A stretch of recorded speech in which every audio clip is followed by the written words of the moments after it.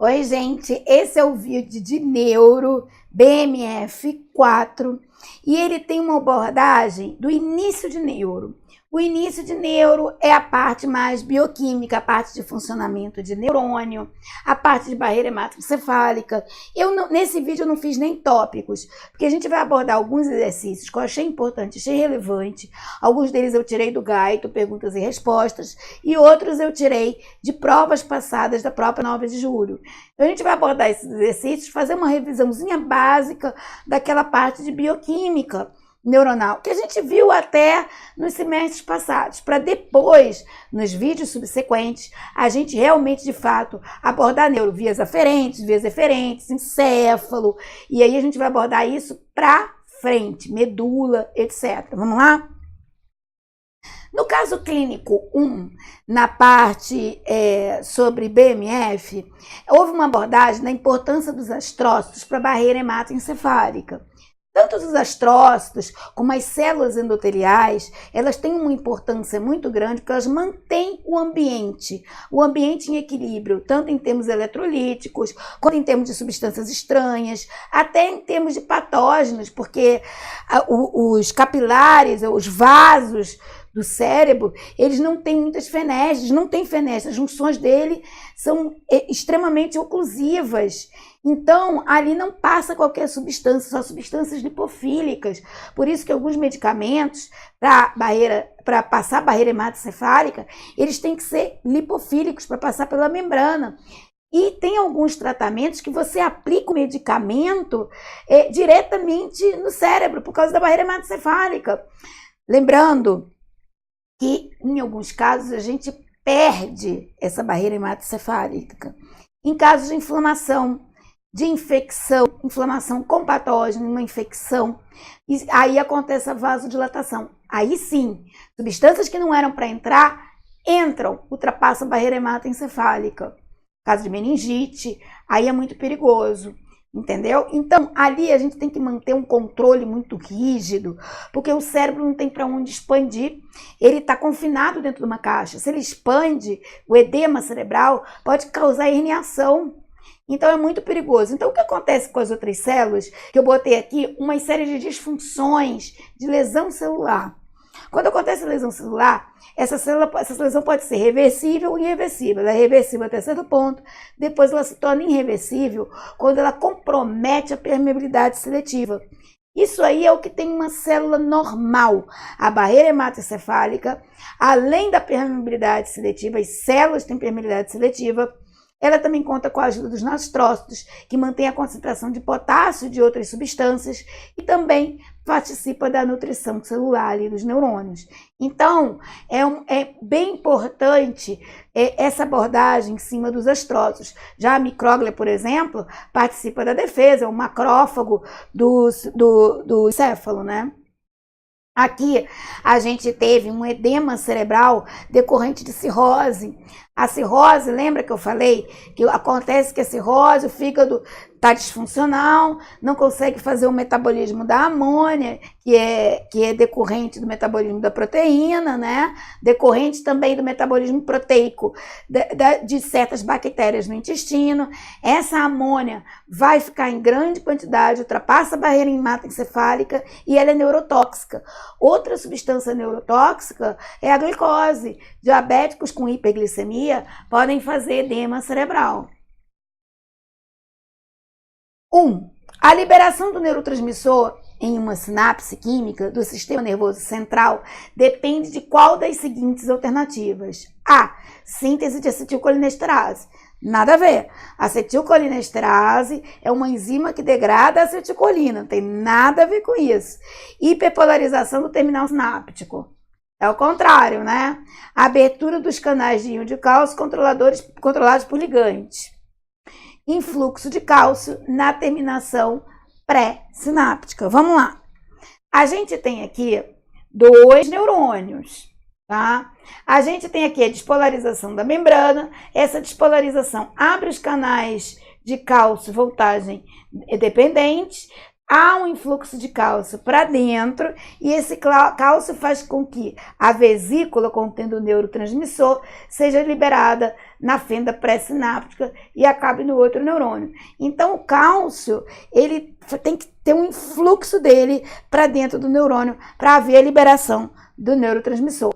Influxo de cálcio na terminação pré-sináptica. A ação excitatória ou inibitória de um neurotransmissor é determinada por qual das seguintes alternativas? A. Função de seu receptor pós-sináptico. B. Composição molecular.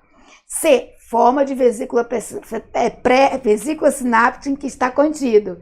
D. Distância entre as membranas pré e pós-sinápticas. Gente, durante muito tempo eu achei, e errei essa questão em prova, eu achei que o neurotransmissor só dependia dele. Ele era self-made man. E bobagem que eu falei. Ele só dependia dele. Que o neurotransmissor era sempre aquela ação que ele ia fazer. Que a ação era só em função dele, da composição molecular dele. Depois eu aprendi que o neurotransmissor, aprendi corretamente, depende do receptor. A ação dele depende do receptor no qual ele se liga. Sabe por quê? Porque a gente aqui tem a adrenalina, norepinefrina, né? E tem 3 tipos de receptores, alfa-1, alfa-2 e beta-1 adrenérgico. Toda vez que a adrenalina se liga, ela promove uma ação diferente. A adrenalina é a mesma, o receptor é diferente, então a ação será diferente. Então, a função de seu receptor pós-sináptico. Homem de 34 anos iniciou o quadro de fadiga muscular progressiva ao longo do dia e diplopia, visão dupla, por fadiga da musculatura ocular extrínseca. Foi feito o diagnóstico de miastenia graves. A miastenia graves é uma doença que a acetilcolina não consegue se ligar ao receptor muscarínico. Esse receptor muscarínico ele é destruído, tá? Uma doença sináptica do neurônio motor e o músculo estriado esquelético que utiliza a acetilcolina como neurotransmissor. Sobre a transmissão sináptica, assinar a alternativa correta. Então, o que eu disse? O receptor muscarínico ele é destruído e a acetilcolina não consegue provocar a sua ação, né? A eficiência de uma sinapse química não depende da quantidade de neurotransmissor. Até aí já está errado. É lógico que depende da quantidade de neurotransmissor. Até porque é o mecanismo de tudo ou nada. Tá, tudo bem, mas depende. Uma das maneiras de melhorar a eficiência de uma sinapse química é aumentar o tempo de disponibilidade do neurotransmissor de uma fenda sináptica, inibir a degradação ou recaptação do neurotransmissor. As sinapses químicas permitem uma sinalização entre células mais rápidas que as sinapses elétricas. Tá errado, gente. Lá no miocárdio a gente não tem aqueles canais em que o íon tem até uma passagem bidirecional. Então é lógico que o íon passando nesses canais que estão abertos, eles provocam uma ação muito mais rápida do que um neurotransmissor que ainda vai se ligar. E se for um canal metabotrópico, que ainda tem a proteína G, que vai ligar uma das suas subunidades, alfa e não sei o que, não. Lógico que uma sinapse elétrica é mais rápida. A exocitose do neurotransmissor ocorre em qualquer parte da membrana plasmática do neurônio. Não é verdade. A gente tem um local específico. Então, vamos olhar isso aqui. A gente tem, para a gente pensar a respeito dessa questão, é só você gravar que um dos principais antidepressivos que tem no mercado, o Cymbalta, que tem nome comercial de Cymbalta, mas ele tem outros nomes comerciais, é a duloxetina. A duloxetina, ela é bloqueadora da recaptação de serotonina e de norepinefrina. Ela torna mais disponível na fenda essas duas substâncias. Então é lógico que se esses dois neurotransmissores estão mais disponíveis na fenda sináptica, é lógico que a ação deles vai ser muito melhor se eles estiverem mais disponíveis. Outra substância, que também é uma substância que deixa a pessoa mais alegre, enfim, mas que é ilícita, faz mal, é a cocaína. A cocaína ela tem um efeito de deixar mais disponível a dopamina, a norepinefrina e a serotonina na fenda sináptica, porque ela bloqueia a recaptação. Então, essa é uma das ações principais dos antidepressivos. Então, é lógico que ali Uma das maneiras de melhorar a eficiência da sinapse química é aumentar o tempo de disponibilidade do neurotransmissor na fenda sináptica, inibindo a degradação ou recaptação do neurotransmissor. A injeção intravenosa de cloreto de potássio, que é usada muito em filme de suspense, né? Tem sempre alguém que mata alguém com cloreto de potássio. Pode causar paralisia cardíaca.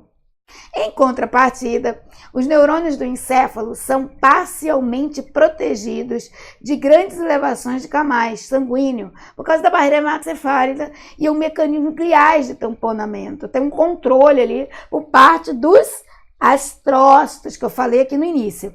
Quando a membrana seletivamente permeável está no potencial de equilíbrio do potássio, em qual sentido, para dentro ou para fora do neurônio, há um movimento direcionado de potássio? O interior celular será positivo ou negativo no equilíbrio. Lembra? Tem canais livres de potássio na membrana celular das células. Então, o potássio ele tem a tendência sempre de sair. A célula está mais negativa e o potássio tem tendência de sair. Quem mantém o potássio dentro é a bomba de sódio e potássio. A bomba de sódio e potássio tira o sódio, põe para fora e põe o potássio para dentro. Esse potássio vai para fora por causa dos canais livres que a gente tem de potássio. Então, a tendência do potássio é ir para fora e o neurônio por dentro está negativo. No desequilíbrio, quando você tem uma grande quantidade de potássio fora da célula, esse potássio acaba entrando e dispara um potencial de ação. Esse é um dos problemas do cloreto de potássio. Então, para fora do neurônio e o neurônio é negativo. Uma criança esteve internada na UTI por 47 dias, permanecendo na maior parte deste tempo sobre o uso de diazepam, um medicamento benzodiazepínico agonista dos receptores GABAérgicos. O diazepam permite que o GABA atue em seus receptores de forma mais eficaz, exacerbando a entrada de cloro nos neurônios, mecanismos de ação de receptores GABAérgico inibitório. Sabendo destas informações, pode-se inferir que tal medicamento, a gente vai ter uma aula específica sobre benzodiazepínicos e hipnóticos, mas o receptor de GABA, ele aumenta o influxo de cloro para dentro. Então, essa membrana, esse neurônio, ele se torna hiperpolarizado. Diminui o limiar para se iniciar o potencial de ação neuronal. Não, é o contrário. Quando você toma um benzodiazepínico, você não quer um potencial de ação, você quer dormir, quer ficar calmo, né? Diminui a ação da bomba de sódio e potássio. Tem nada a ver, a bomba de sódio e potássio está ali na dela, é linda, maravilhosa, agindo.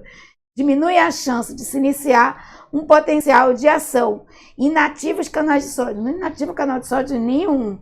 Ele apenas diminui a chance de se iniciar um potencial de ação. Você fica calmo com o benzodiazepínico, né? A gente tem aqui PIPs e PEPs, potencial inibitório e potencial excitatório. Eu vi um dia a imagem de um neurônio que ele estava fazendo sinapse com mais 1000 outros neurônios. 1000, gente, 1000. Eu procurei essa imagem para colocar aqui, porque ela é incrível, mas eu não achei. Mas ele estava fazendo sinapse com 1000 neurônios. Alguns eram inibitórios, alguns eram excitatórios. Vou explicar o que é PIPs e PEPs. PIPs e PEPs é a contagem de quantos a gente tem inibitório, de quantos a gente tem excitatório. Tá? Então, assim, se tiver mais excitatório que inibitório, aquela célula é excitada. Se tiver mais inibitório que excitatório, aquela célula vai ser inibida. Você entende? O PIPs e PEPs é isso, é a diferença. É essa diferença que vai dar a inibição ou a excitabilidade da célula. E é importante, porque a inibição ela tem muito uma ação modulatória. Tá? A excitabilidade não pode estar sozinha, tem que ter alguma coisa aqui, um ajuste fino. A inibição, o potencial inibitório, ele é modulatório. Diminui a chance de se iniciar um potencial de ação. A esclerose múltipla é uma doença do sistema nervoso central. Indivíduos com esclerose múltipla podem apresentar distúrbios visuais, como visão borrada, e caracteristicamente tem uma alteração na velocidade de condução dos impulsos visuais. São fatores que retardam a velocidade de condução. Gente, vamos ali para o que eu vou falar. Ó, aqui a gente tem um neurônio mielinizado. Aqui está a mielina, né? E aqui a gente tem um nó de Ranvier, no qual vai entrar sódio e vai despolarizar a célula e manter a despolarização. Então essa célula, ela vai ser despolarizada em locais específicos do nó de Ranvier e nos outros locais ela tem essa mielina aqui. Essa mielina, ela isola, gente. Se não tem isolamento, essa excitabilidade, essa condução vai ser perdida. É como você botar café quente dentro de uma xícara. Daqui a pouco aquele café está gelado, ainda mais num frio que está fazendo aqui em São Paulo. Então você perde.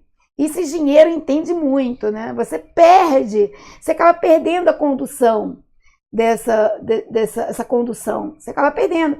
A mielina, ela torna a condução mais rápida, porque ela isola e a célula só vai ser despolarizada nesses locais aqui específicos do nó de Ranvier.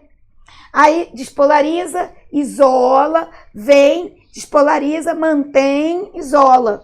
Entendeu? Então é lógico que um neurônio que tem mielina, ele é muito mais rápido. Eu não botei ali a resposta, tá? Mas é essa. O que pode retardar é um axônio amielínico. Criança de 6 anos caiu de cabeça no chão. Seus pais decidiram saturação,